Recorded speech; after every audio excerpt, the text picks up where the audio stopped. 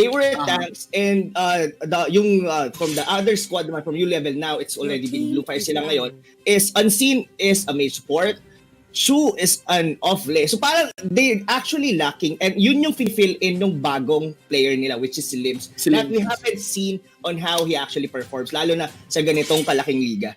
Ano din isa rin yung sa mga pinaka-exciting na part, yung mga bagong players, no? Not just the new teams, but actually the new drafts for active rosters here in the MPL. We already have the draft set in, mga kaibigan. Pero bago lang tayo mag-breakdown dyan, I just want to emphasize, I love, again, binanggit talaga dito ni Puzake na meron silang strat for everyone, not just on NXP. Habang yung NXP naman, dineclare nila na dudurugin nila lahat ng team sa MPL. You know, sorry medyo geek, no? Pero this reminds me of Yukihira Soma, alam mo yun? If you've watched Food Wars, si Yukihira Soma, sa Food Wars, may academy doon eh. May academy. Yun yung top culinary academy no, sa Japan. Tapos, pagpasok ni Yukihira Soma doon sa academy, ang sinabi niya kaagad, ako giging number 1. Supposed to be dapat yung recognition speech mo parang applause yung ending eh. Pero yung naging resulta, ang daming galit sa kanya. Pero yun talaga yung truth eh. That's the truth eh. If you know your goal, if your goal is to be number 1, then that's it. And to be number 1 in MPL requires, durugin. Durugin talaga yung ibang team na to really prove without doubt that you are the best team. And that's what Next Play Solid plans in doing so. And let's go. We got the draft completed here. Blufire removing the Selena Parsa, i-mention ko lang ito. We got also the PNK finally, no? Napapansin na siya. Next Play, we're gonna be removing that. They don't want to deal with the Uranus as well. What direction are we heading here, Ram? I'm gonna look at here. So YSS, yun nga yung open. I was actually thinking kasi on the previous series natin, the Khalid parang hindi siya nawala all throughout 3 games. 1, 2, 3, so somehow dito medyo nabago siya, and even on the draft, I mean the banning itself, hindi nila tinanggal yung Atlas, hindi nila tinanggal dito yung Kufra, and somehow just basing on NXP Solid, si Yawi, which is their tank user, one of the best Kufra user. Yes. I'm pretty sure that Blufire knows that. So they're actually willing to give it just to get the U zone. And they're giving the YSS, which I think the best carry right now. Carry right now in the game. To H2 like they're giving that for free. Pero at least at the cost of what? Atlas. Yung laruan. No? So ang ganda rin na may napiling Atlas din siguro dito. Ang sasagutin yata ng Blufire dito yung harapan eh, no? Totoo. Ang ano lang, no, medyo mababago siguro dito on the series because the two top tanks was actually being laid out. Both teams, may Kufra, may Atlas. So we will be having a more AoE-centric lineup dito coming from Blufire. I'm not really sure kung ano yung magiging pinaka-carry. This could be a possibility na Yuzong may mga teams magawa nun. But NXP Solid, a very solid pick for the low Yi kasi yun yung isa sa pinakamagandang ingredient dito for Blufire. In correlation, of course, with Atlas. Yeah. Kasi if the Atlas advances with a perfect match, Fatal Links, sa likod, lapagan mo lang ng dispersion yun eh. Tapos pwede ka na mag-vacuum doon. The passive will proc possibly on that, kung loyi ka. I don't see any reason for next play din na mag-barrier rin talaga for against this composition. Now, we are seeing bans here at wala pang carry naman na nire-reveal dito yung Blufire. Although Ling is not yet banned. Definitely. Pero there's a good thing here, I was even thinking kung kasi on the side of NXP Solid, YSS, yes, most of the time being used on mid, pero he could be able to be used on side lane as well. Kayang-kaya niya mag-sustain din sa lane niya, given the second skill of it could be able to clear the minion wave, then you have your mountain chakra na para mag-provide overall AoE or global damage doon sa buong mapa, and vision as well. So I was really thinking what's gonna be their Hellcurt will be banned. Okay, of course that was a Renegade hero. Target Renegade. So actually, question din ko ano magiging Renegade hero. If are we seeing a Masha? Will we seeing a Hilda? Yeah, Hilda definitely. For this part, actually Hilda won't be bad. I believe in this kind of composition they can utilize that to maximum use. But man, they're willing to embrace the Uranus, no, with an Esmeralda. Normally you can counter the Esmeralda by landing crowd controls, no, and at the same time lagyan mo ng proc agad ng Necklace of Durance for this. But next play, they want, siguro dahil sa Cho, siguro they want to deal as well with the Yuzong. Plus kasi nasa likod na si H2 eh. So siguro protektahan mo na lang si H2 talaga. Yun na lang dito ng next play. Well, it could be easily be done, of course. Sobrang solid naman nung front line nila dito. It's gonna be Yawi, let's go Fra. Tapos, ang mahirap kasi dito, no, on this specific, kapag ka may low, it is probably gonna be a Chester hero. Is mas ang bilis ng magiging ikot nila dito and mabilis din yung magiging funnel nila dito for the YSS. The Valir, the Kimi would be a good pick dito. They could be able to turn this out. Yeah. No Hellcurt, no? No Hellcurt. Hindi na pwede mag-Lancelot, no? Ayan, at another side lane na lang talaga yung option dito ng next play. Kimi will look good really for this game. More so with the Valir paired with him, di ba? Totoo. Kumbaga, ang banat ng Blufire dito, well, scaling naman sila dito. Kayang-kaya nilang i-hold. Yes, YSS could be able to be, if ever man na mapasok nila dito yung Kimi. Pero there was an Atlas. There was a Valir that could be able to show everyone off for LXP Solid. So, the big question is, how would they be able to take down the Kimi? It's all about rotation on the early stages of the game. Well, the active play style, no, Rob, ng next play is actually designed against Kimi. Napaka-aggressive ng next play sa early game. They could start invading the Kimi. They could start giving a hard time on the Kimi. And Kimi always needs a really nice early game, especially first 2 minutes ng laro. And baka doon mag-shine ka agad yung mga member ng next play. But I did feel na okay yung comp ngayon ng Blufire. Well, it's voting time, Rob, and I'll be the first one to vote na lang. Maganda yung comp ng Blufire dito, but not enough for me to remove my doubt so far on this roster compared to what I've seen with next play Solid. So I'm gonna be putting my vote muna. I'm gonna be putting my vote on next play. Smash. Alright. Well, for me, I will be going against that one. Definitely. Kasi if this pans out, kapag na-hold ito ng Blufire up until 10 minute, more so 15 minute, anytime, any day, this could be a proper win for Akimi. The only thing that na pwedeng ipapasukin sila dito, if MB mag-overcommit, natalunan agad doon si Chu. And given, ito yung tipo ng Kimi na medyo fast push yung jungle emblem. Oo nga yun nga talaga. Kaya nga sinasabi ko din na pag ito, naisahan mo sa jungle, tuloy-tuloy na pero yes, by design, dapat mas mabilis yung jungle ngayon ng Kimi natin. Tingnan mo kung gaano kabilis tinik yung Little Wanderer doon ng Kimi. It might be by an inch, pero that would be nice. Ngayon, on the move na, si Chester. Man, Chester is actually disrupting kaagad. So parang kung iisipin mo dito, yung rotation dito, I think mas mabilis para dito sa side ng Blufire. And medyo may part na I was actually thinking Limbs would be the one to carry, pero it's actually gonna be Chu. Yeah. At oh yes, it's so interesting as well na ang aga ng flicker doon ni Yawi. For that but get heavily punished there by the Valir. Pero still not gonna be enough. We still have no first blood for this game, no. I can't help but feel na parang same to nung game 1 ng Bren tsaka Onyx.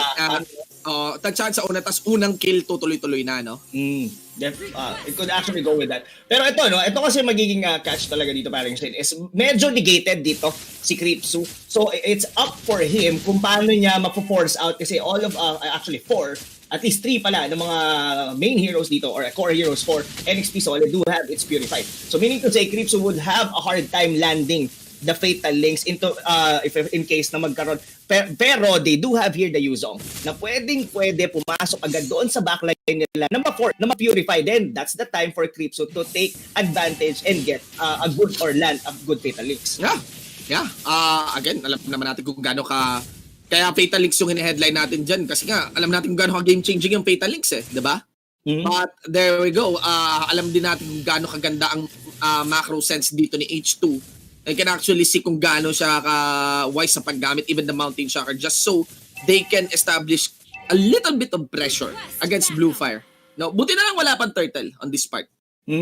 I think isa yun sa medyo magpapa-differentiate on both teams kasi feeling ko ma-hold nila to up until the 3 minutes both lane, I mean all lanes most likely. So walang mangyayari up until yun yung magbibigay talaga ng advantage who will be able to secure the first turtle. Wala nang perfect match si Cripzo doon ganon. Yung mga tanks natin nag-overextend na papunish din talaga ng napakabilis. Parehas nung nangyari halos kay Yawi kanina, pero still, no first blood in this game. Umiinit. Alam nyo guys, mukha lang walang nangyayari. Pero pag mas matagal na walang first blood, mas lalo lang umiinit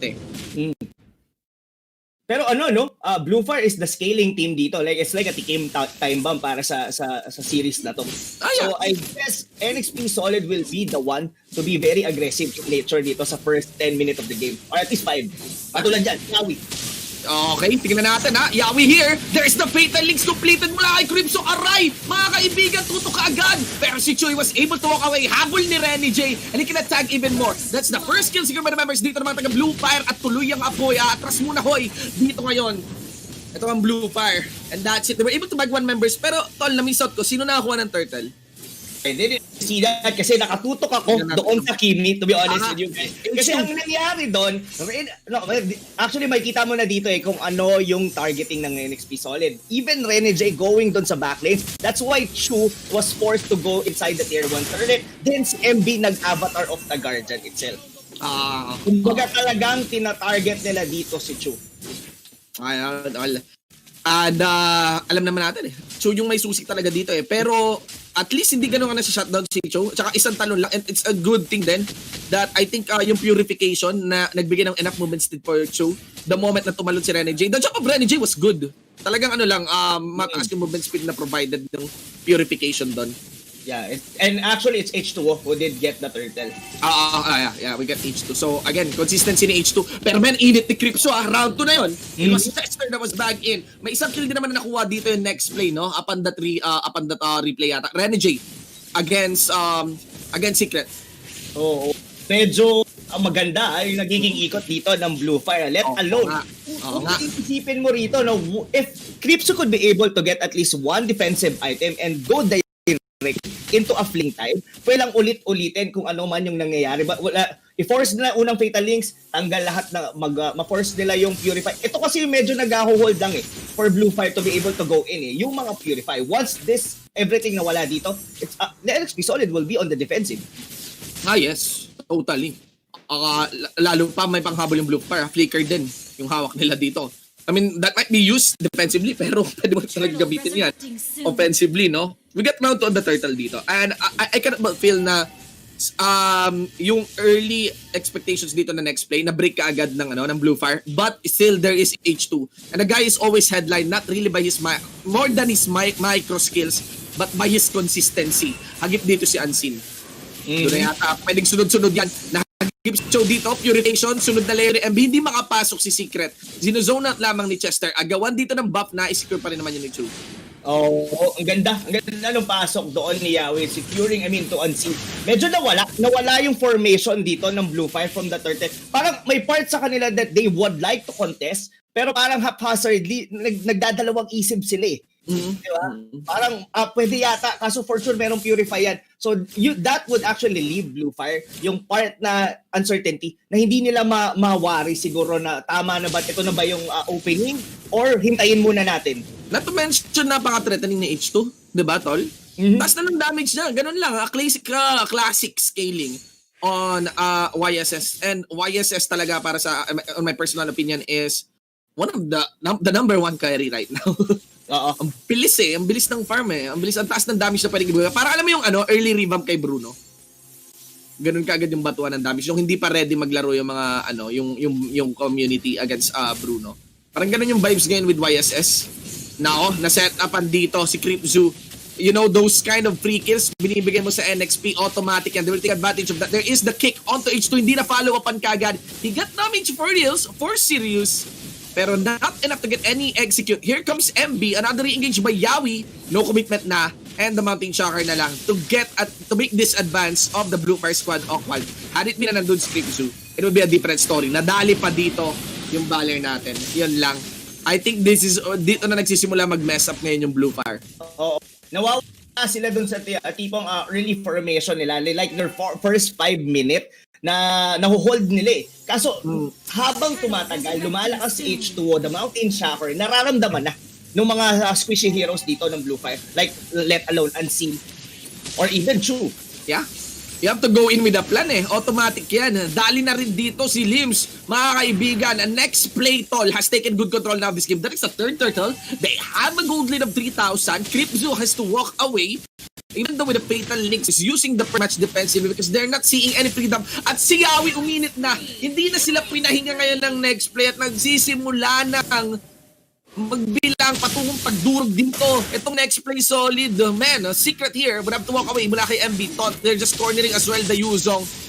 Ben, ang bilis maapula ng apoy dito ng next play. Oo. Medyo, dito ngayon magkakaroon ng malaking problema dito yung Blufire. Kasi, yes, they have here the Kimi na probably gonna be going for hybrid.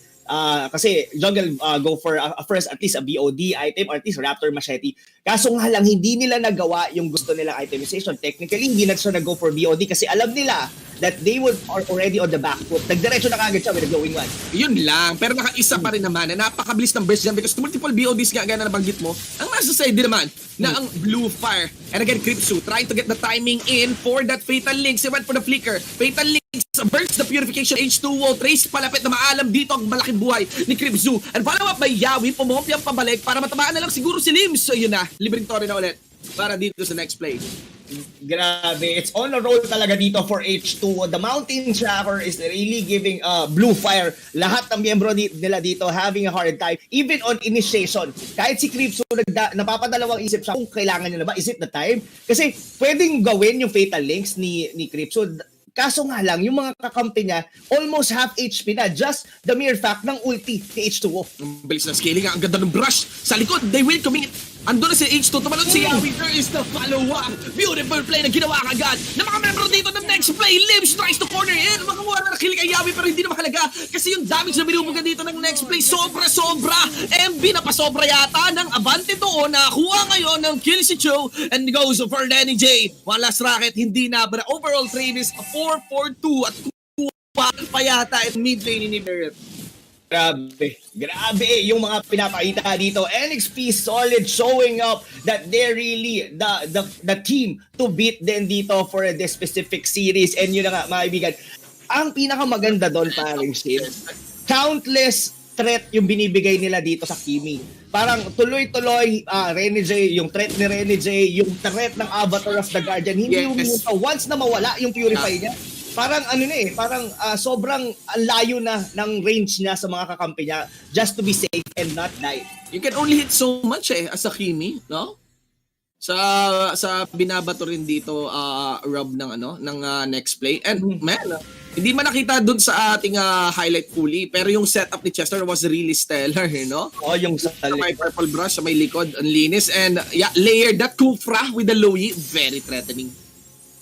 Grabe. Yung mga bagay talaga dito. Sa pwede din no? I mean kay Chester, kung isipin mo, his ult kahit actually give Chu na a chance na mag-back agad eh. Just the mere fact, pwedeng fake nga na ulti. Coming from the Lowy. Okay, Yawi, he did commit. Nakagib si Unseen. Ako, napapwersa yung flicker dito. Alam niya merong Mountain Shocker. Limbs, very awkward entry there. Wasn't able to get the kill. Kinatay na lang siya ng next play doon. Valier pick nila dito, no? Parang nagiging passive. Actually, too passive na to the point na nakabantay lang siya. Kumbaga, parang the main role of Unseen dito is just to watch out kung sino yung papasok dito para kay Chu. That's when you think, tol, na parang mainit din yung Blufire. Tapos parang kaya naman. H2's consistency can easily return the moral of whatever loss or whatever loss is committed or is exchanged from the mistake committed ng next play sa simula. Parang andali, basta okay si H2, okay lang si NXP, no? Makapagbigay ng konting kills here and there. Diba? Totoo yan. Pero ito, there's still a chance for Blufire to be able to come back into this game. Of course, this is still Akimi. Once Akimi with at least a mage item na makompleto, pero Secret might actually die there. But habol sila kay Rene J. Like what we've seen. Kitang-kita pa rin naman yung damage ng isang Kimi. Yun nga lang, we have to funnel it correctly into proper heroes. Yeah. And ang nangyayari, na-juggle effectively ng next play yung damage ng Kimi, di ba? Oo. Parang if you're the Kimi, you find yourself hitting different targets for a short amount of time. Mamaya, gatot catch yung tinatamaan mo. Minsan, Kufra. Minsan, Esmeralda. Bottom line, no execute eh. And maybe that's where it is lacking. Walang execute kill dito yung Blufire. No? Probably, alam mo yun, kung Balmond pa siguro to, baka mas may execute kill pa, di ba? Parang ang game, ang play na lang talaga ng Blufire ngayon is to turtle this one. Probably give, nakuha na yung unang lord, is hold nila to up until na makakuha at least 3 core items dito, yung si Chu that could be able to burst down. May damage pa rin naman eh. And ang mahirap lang ngayon is that Kripsu, parang hindi niya makuha yung group niya o makakuha na magandang Fatalix. Yeah, napabilis ng punishment kay Unseen. The moment talaga may overextend, gulat factor lagi talaga yung next play. And if you not accounting that, no, dun sa panggulat na yan, yun ang malaki problema. Set up pa ni MB tsaka ni Yawi dito sa may pinakalikod. No? Sakto yung minion wave na darating ngayon. Pero third, who's taking some damage on that doesn't matter. Even if Yawi is saying goodbye, ilan man ang namatay dito sa side ng Blufire? 4. And that's it. That's gonna be 2 inhibitor turrets to be taken in. 1 for the bot, 1 for the mid, and 1 for the base, and they will rotate as well. Panira ng moral, mga kaibigan. Tamang emotes. Indeed, this is the team that was hailed to be Team Payabang, but the Payabang will take the win for this game number 1. Next play, solid. Wow, solid performance indeed, mga kaibigan dito coming from NXP. And wow, that was very... seemingly, no, perfect yung execution nila talaga doon, na parang all throughout, not all throughout, right after the 5 minutes into the game, or actually paglabas pa lang ng turtle, doon na nag-establish yung lead